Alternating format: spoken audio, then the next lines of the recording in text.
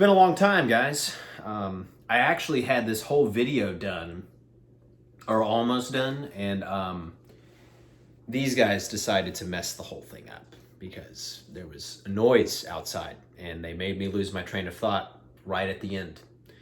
So, appreciate it, guys. Anyways, they're in timeout now. No excuse for me not being able to post. I'm not going to sit here and explain to you why. I'm just going to apologize and we're going to move on. So today's topic that I wanted to talk to you guys about comes from my reading one of my school books. And I thought it was interesting and I felt like I needed to share the information with you guys. But before we get into it, obviously like, comment, subscribe if you haven't already. I appreciate everybody's support. Now, the myth of the fat burning zone, that is what today's topic is going to be on today. And again, that is copy paste from the book. I'm not trying to say I'm claiming that. Okay. So if you don't know what the fat burning zone is, what I'm talking about is essentially, if you go into the gym, you get on the treadmill and you put your weight in there and you put your hands on the heart rate sensor, all that good stuff. And it tells you, hey, this is the heart rate you need to be at to be in a fat burning zone. And essentially, from what the book says, that I like its description better than what I just told you, is that you work at a lower intensity for an extended amount of time. Your body essentially pulls as a fuel source from fats more than it does carbohydrates. So the marketing tool that they've used as far as this is more in your fat burning zone is not necessarily true if you look at the science. And the book gave a great example that was a little wordy and kind of got confusing with a bunch of mumbo jumbo that I didn't think was necessary even for me to understand this, especially you guys. So essentially what I did was take chunks out of it and I broke it down the best I could, and I hope this makes sense because I thought the example was good. Moving right on. So we got two scenarios here. Scenario one is Joe Schmo going to work on the treadmill for 20 minutes, and he's going to be walking at a 3 mile an hour pace.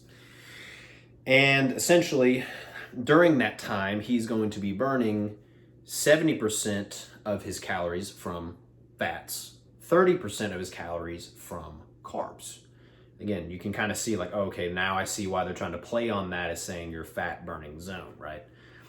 So during that time frame, you are burning realistically 4.8 calories per minute. And again, so the 70 and 30%, I'm using those rounder numbers. They have more direct percentages on the book thing, but again, I'm trying to simplify this. So the math may be a little bit off, just bear with me, okay? So 4.8 calories per minute burned during that 20-minute time span, which eventually rounds up to 96 calories burned total for that workout. And 64 of those calories are from fats. Yay. That's scenario one. Scenario two, same time frame that you're investing into said workout, so 20 minutes.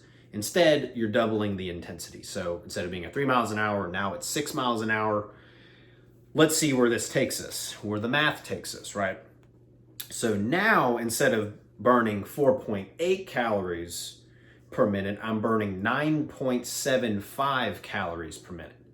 We're on the right track, which eventually equivalates to roughly 194 calories totally burnt at the end of said training session, okay? And 90 of those calories are from fats. Woo! Still more than last time.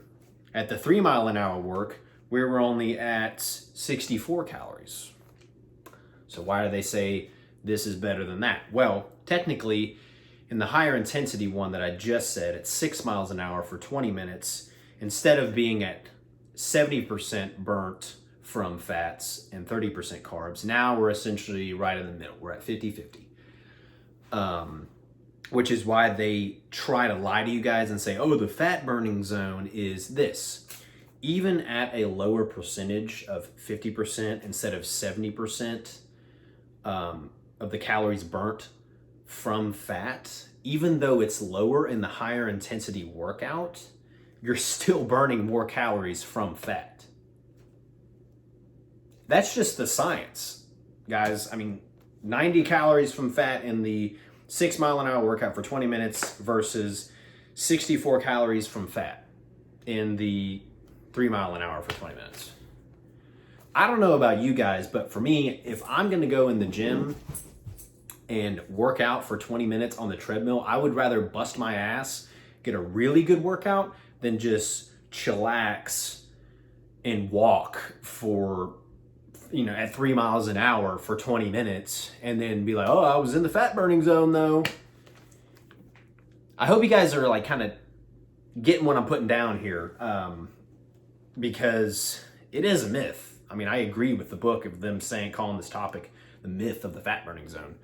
I think it's very spot on. So anyways, roping it back in, don't believe that BS that they put on their machines and stuff. I hope the example that I broke down for you guys is beneficial and you kind of go, oh, light bulb, that makes sense. Just work harder. That's all I'm trying to tell you guys. I hope this helped.